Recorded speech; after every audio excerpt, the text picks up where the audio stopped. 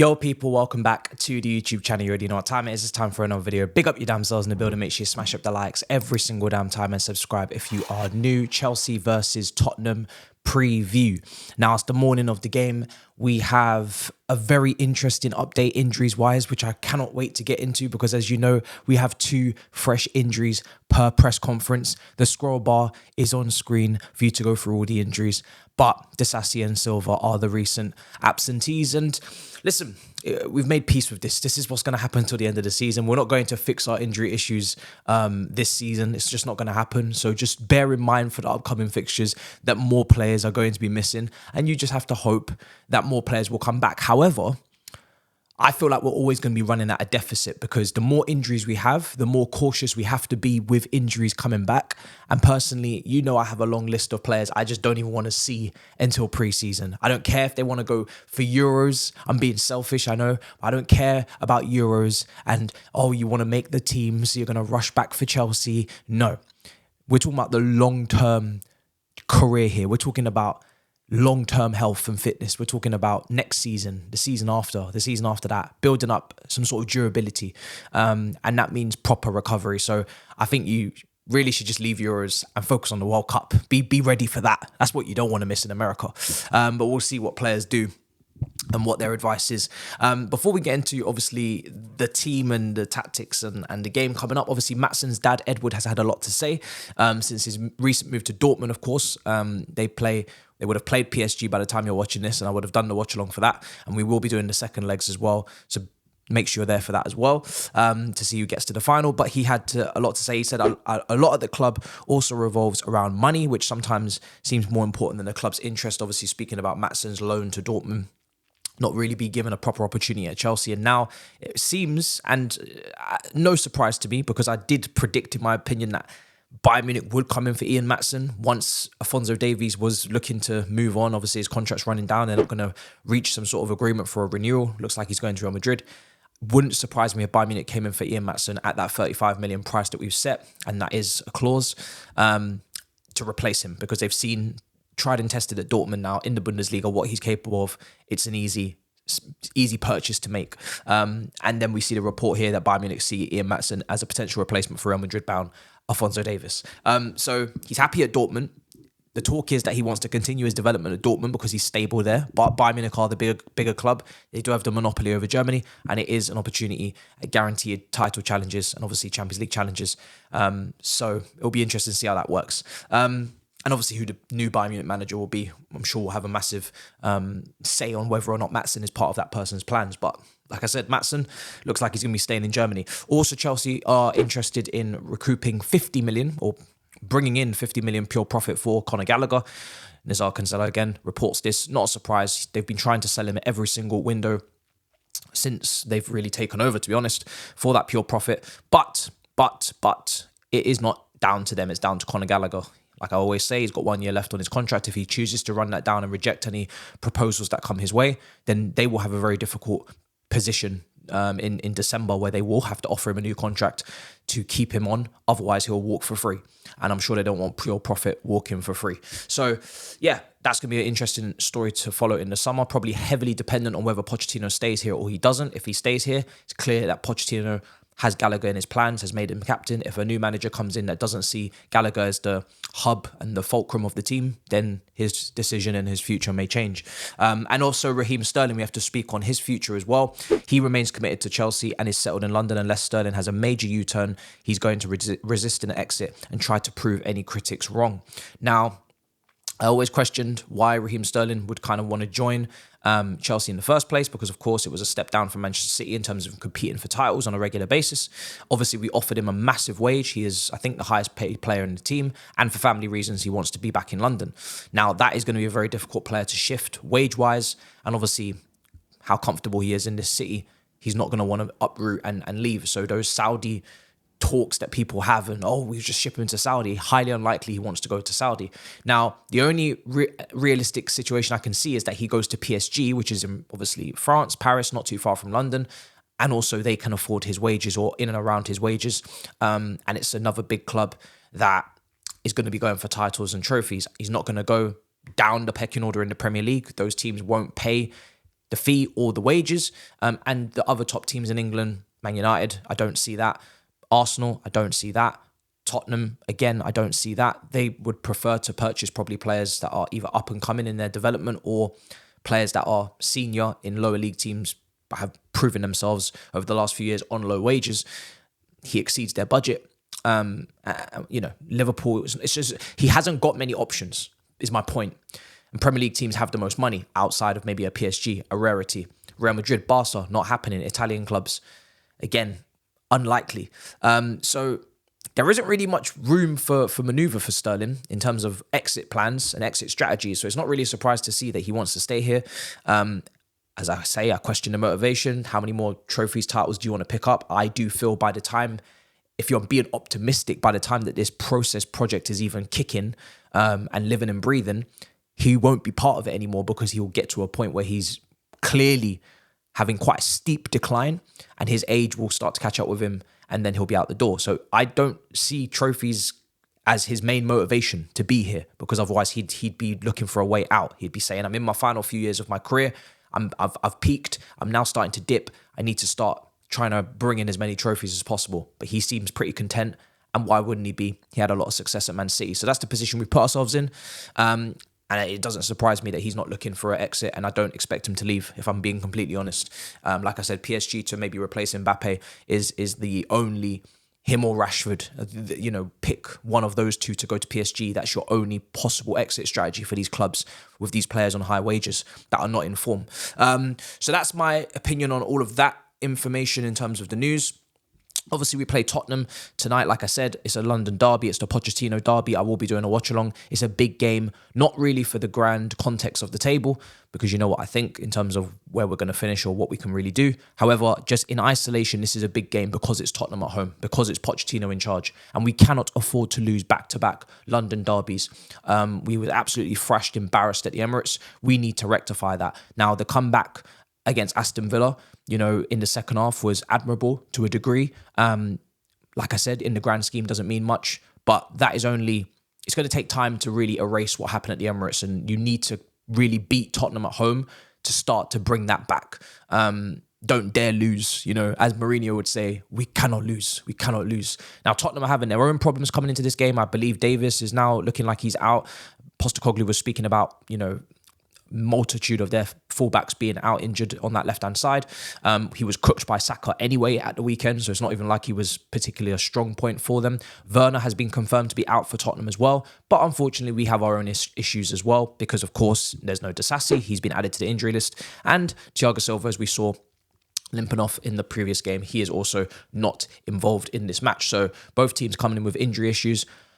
I have my team and what I think Tottenham will put out as well. However, this is not all about tactics. This is also an emotional game. We saw that in the previous fixture when we beat them at the Tottenham Hotspur Stadium. Tactics can go out the window with a little bit of head loss. And we saw that from Romero. We saw that from Udogie. And of course, Maatsen got an injury, which was kind to us as well. This game is a balance between emotions and obviously preparation.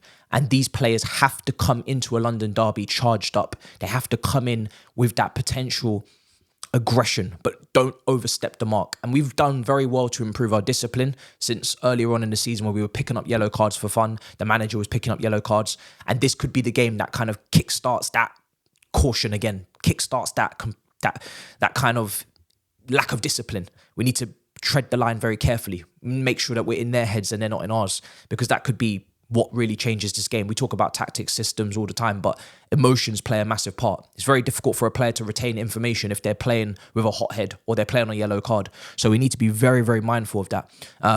There are players in this team that understand what this match means and the magnitude of it. I think they would have learned a little bit from the previous fixture as well. That was a good win for them, despite the context of obviously 9 men and whatnot. And we know that Ange Postecoglou is going to play a high line. Pochettino is all about the hustle and bustle back and forth. It's going to be a very entertaining game. I have no doubt about that. We have to come out on the right side of it. Now, luckily for us, their forward line isn't looking particularly impressive. I don't think there's bundles of quality in it. I'm pretty happy to say that regardless before fixture. But unfortunately, we also have our problems in the front line in terms of missing big chances and not putting away, big sitters. So it's going to be two teams with similar weaknesses. Set pieces we are weak at. They are also weak at set pieces. They don't claim their crosses with Vicario. They can be bullied in that situation, which we saw against Arsenal as well, with 2 of the goals being on set pieces. So their midfield, will they play Basuma, Højbjerg, who had a poor game? Sarr, could he come back in? Bentancur, that will be an interesting decision from them. For us, it's pretty obvious it's going to be Caicedo and Gallagher. But one thing that I saw in the Villa game that I'm very interested to see if Pochettino is going to continue is the fact that he did invert Cucurella, brought him into the midfield with Caicedo and pushed Gallagher forward into the advanced areas where we know he's best for the counter press, for the long shots, for basically crashing the box and providing some sort of goal-scoring threat. I'd like to see that again. I would like to see that again. We have to be obviously wary of Kulusevski. He was probably their best attacker. I think he was their best attacker in that Arsenal game with his delivery. We have to be wary of Richarlison, who's going to be coming in as a hothead, pretty much definitely going to start. And I think it could be Gilchrist on that side. So we've got 2 shit houses going up against each other over there, which is going to be very fun to watch. So there's a lot of little mini battles that we've got to win in this game, mentally, technically, and obviously, like I said, the set pieces physically. So that's going to be very interesting to see as well, who wins the midfield battle. I also have to stress that, of course, Madueke is on some very good form. Cole Palmer in that 10, sometimes it's a bit quieter from him. It's not such a big, braggadocious performance. You know, on that right wing, him and Gusto, the chemistry's there, but Gusto's not available. So I am putting Madueke in my team. Let me put my team on screen now. I am putting Madueke in the team because he has scored in that Villa game. He has been coming out of that week that he had with Jackson, so he deserves it. Gilchrist on that right-hand side, he's going to have to be a no-nonsense fullback that doesn't move. However, because he's got experience at centre-back, Gilchrist, I am thinking in my head that he could do what Chalobah did, as Chalobah slots across and plays next to Badiashile, and that could be your back 3 with Cucurella inverting next to Caicedo. So your 3-2 build-up remains from the Villa second half. You push Gallagher and Palmer into those half spaces. You have Madueke holding the width, and you have to have, unfortunately, whether you like it or not, Mudryk on that left wing. That is my big concern. Is first, he doesn't really get the ball because we predominantly go down the right with Palmer and Madueke, but you know, he doesn't seem to be able to affect games recently on that left wing, but we don't have any other option. He's not going to play Washington and move Jackson to the left wing, which I suggested last game. Jackson's going to go up front, so I'm not going to bother play with the idea, but that is the situation. Mudryk is going to have to stay switched on, okay? Mudryk defensively needs to be aware. He needs to get back because Pedro Porro is one of the best at deliveries in this team in terms of the cross, obviously good shooter as well, can contribute with a goal. He played at a wing-back position at Sporting Lisbon, so he's very good going forward. Mudryk, if he's going to play on that left wing, and that is my concern, we're not going to use any other striker, so you know, there's no point even talking about it, but that is my concern with Mudryk, is he has to track Pedro Porro and he has to stay switched on. That's a big, big thing for us. In my Tottenham expected team, I've just thrown Dragusin in next to Romero and moved Van de Ven to left back, because I'm not aware of their academy graduates coming through, but Van de Ven at left back versus Madueke, who, you know, is very quick, very good 1v1. Van de Ven is very quick. He was playing as a last line defender, great recovery pace. That's probably a matchup that would make sense for Tottenham. And they could also go to a 3-2 build up if they wanted to match us. If we invert Cucurella, they could push Porro forward and try and expose Mudryk or try and get the better of him, and slot Van de Ven in, and then they've got a back 3 of Dragusin in the middle, and they're playing in that way. And maybe that brings more security for them on set pieces, which Fu had mentioned when I was speaking to him on Sunday about the lack of aerial prowess. You know, you've got now Dragusin to add to Romero, to add to Van de Ven, an extra centre-back, because Vicario's not coming out. Or, you know, like I said, it's just to cover your tracks in terms of Madueke being a real threat on that side, and not to throw someone under the bus from the academy. So that's a very interesting situation on that side. It could be 2 teams kind of matching each other up. There's no need to speak on Palmer. We know what he brings. You know, hopefully in that 10, he does perform to the highest of his capabilities. Their midfield is looking ropey right now, so I'm hoping Palmer can really take advantage if he can get someone booked early. Basuma's not in good form. He's been poor. Højbjerg had an awful game against Arsenal, like I said. Sarr's a good player. He's got legs. But, you know, I still back Palmer to get the better. And, of course, Bentancur's there as well. So Maddison's been a bit shaky recently, very quiet. So, again, I'm hoping that Palmer versus Maddison, I'm hoping Palmer can win that battle. And yeah, that's really it, people, in terms of like the 2 matchups, the 2 teams, what to look for, what to expect. It's going to be very interesting to see how it all unfolds. Am I looking forward to the game? I'm a bit nervous because I feel like we cannot lose. I say that a lot, but it's back-to-back derbies, you know, and You just Tottenham at home, Pochettino. Like, if this is the game that just accelerates your downfall, like Othello in Shakespeare, this is the one. If you lose this one at home, especially, I mean, I don't even need to say it in embarrassing fashion, but if you lose this one at home, I'm promising this is the end. Like, I already believe it's probably the end, but if you lose this one at home, I promise you it will be the end by force. By nature, it will be the end.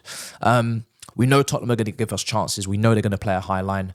Unfortunately, we also give chances. We also are poor defensively. We conceded in the first 5 minutes in the last 2 games. So it's a tough one to call. I'm backing us ever so slightly at home with the crowd. Hopefully a 2-1 or 3-2 win. I think there's goals in this game. Could easily be a draw. But you guys, let me know what you think in the comments. You make sure you let me know what your lineups are. What do you think of my kind of analysis on what to look for, what to expect in terms of the 2 teams? There's not really many players to pick from. And will we see some academy graduates off the bench? Pochettino did say, but I don't believe him. So I'll be wrong. I don't believe him. I don't expect to see Achampong at right back. People have been saying from the academy, who's obviously got a lot more attacking qualities than Gilchrist. I don't expect to see it. And many others, George and Dyer and etc. So, you know, we do what we do, and we keep it moving. So that's that. Caicedo, incredible performance against Villa. We are going to need it again in this game. Please show up. This is big. I know you know that. So yeah, guys, make sure you smash up the likes. Make sure you subscribe. Big up your damn selves. And I'll see you guys next time. In a bit, people. Peace.